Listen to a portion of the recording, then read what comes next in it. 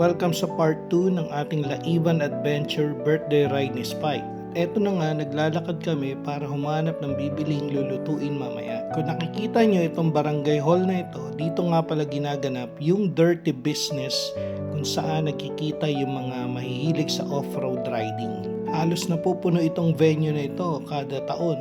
At minsan na nga tayong sumali dyan sa dirty business event na yan. Nakakita tayo ng tindahan kung saan may nagtitinda ng mga meat, gulay at iba pa.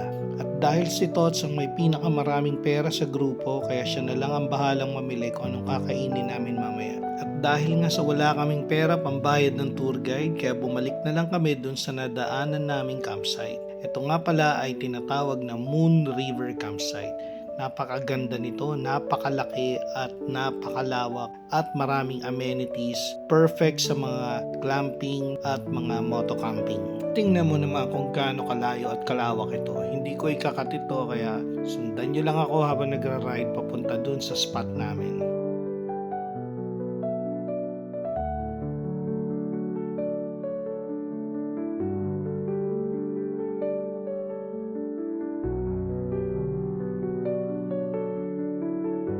Pagdating sa spot ay inumpisan na namin agad ang pagtatayo ng tarp at mga tent.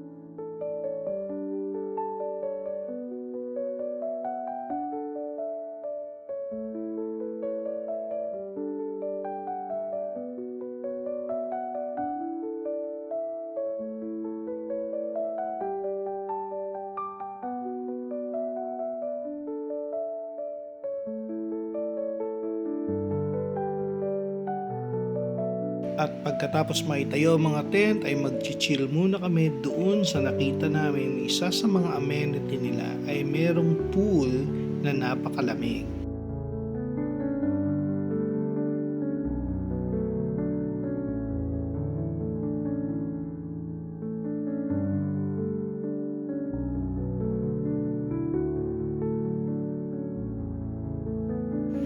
Maganda at malinis din yung CR nila dito. Nakaseparate din yung dalawang shower room dun sa dalawang CR. Meron ding stage dito sa gitna ng campsite, no? Makikita nyo dyan, nasa gitna talaga yan at perfect yan kapag may event. Pwede kayo magpatugtog dyan, pwedeng dyan ang program events at pag-hosting. And at the same time, meron ding lababo dyan at mga utensil na pwede ninyong magamit.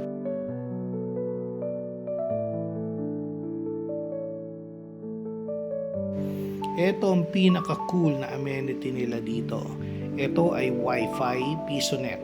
Maghuhulog ka ng 5 piso at meron ka ng 1 hour Wi-Fi access. Perfect sa pag-access ng ating internet, pag-message sa ating mga tropa at mga kamag-anak, paggawa ng mga reels at mga day stories, napakaganda niyan. At kung hindi ka sanay mag-tent, pwede mong rentahan itong mga cabin na nandito. Kompleto rin yan sa bed, so mas komportable ang pagstay mo sa campsite na ito. So, kape muna tayo after maligo sa swimming pool dahil napakalamig doon. Swabing-swabe itong mainit na kape na ginagawa ni Tots.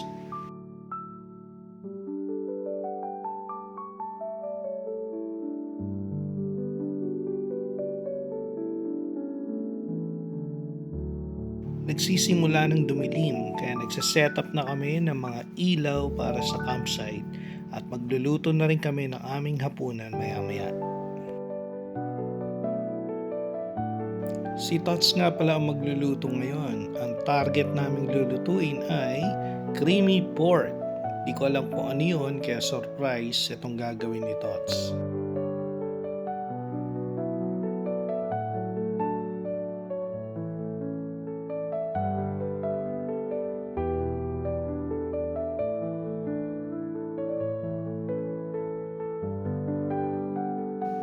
At ayan na nga ang creamy pork. Mukha namang napakasarap talaga. At para sa rice, may dala kaming shirataki rice. First time kong makakatikim nito. Tingnan natin kung paano ito niluluto. Hahaluan lang daw ng mainit na tubig. Hahaluin para pumantay ang tubig. Ibababad ng 5 minutes. Tapos hahaluin ulit. and then another 5 minutes para maluto. At eto na ang shirataki rice at ang aming ulam na creamy pork. Tara, kain tayo mga chong! At sa sobrang kabusugan ay hindi na nga ako nakapag-video ng aming midnight chill. Kaya eto, umaga na.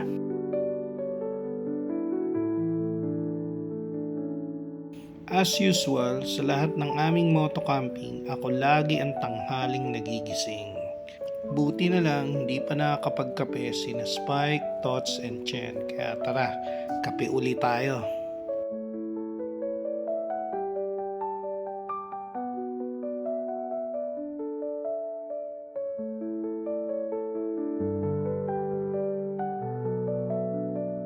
Panoorin natin si Tots na magluto ng tuna special. Well, for the lack of better name, tawagin na lang natin yung breakfast namin na ito na tuna special.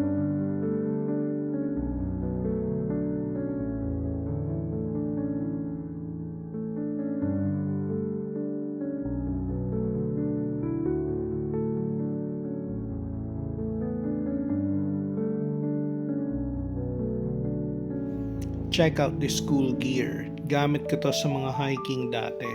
Panoorin nyo kung gaano kaganda to.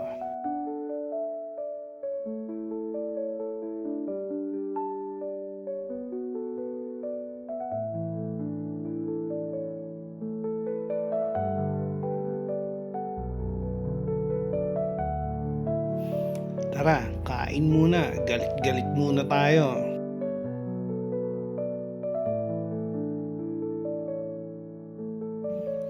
What a beautiful day this is.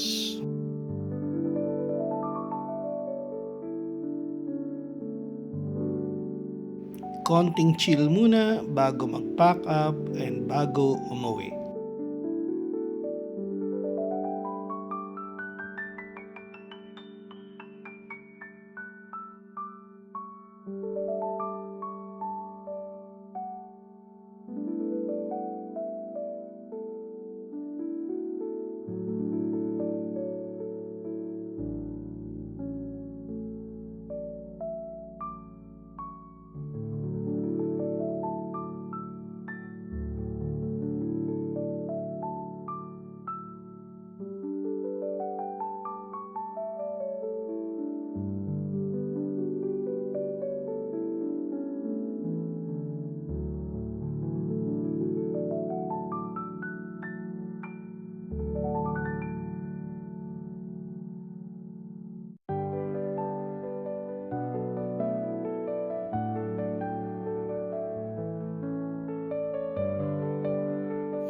Kadalasan kasi packlight ako pag nagka-camping, kaya nauuna lagi ako magligpit ng gamit.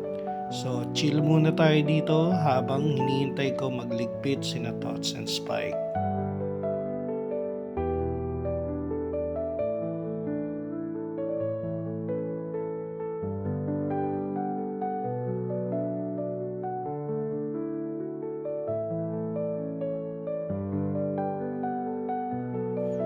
And that concludes our moto camping for birthday boy Spike. Maraming salamat sa panonood and I'll see you on the next adventure.